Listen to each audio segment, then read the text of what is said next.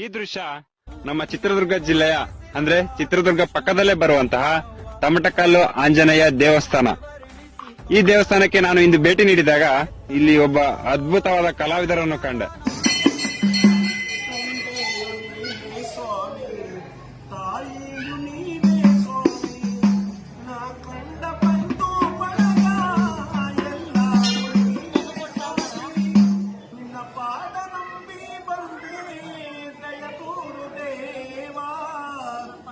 ಪಾದ ನಂಬಿ ಬಂದೆ ದಯ ತೋರು ಮಹದೇವ, ನೀನಿಲ್ಲದ ಬಾಳು ಸುಖವಿಲ್ಲ,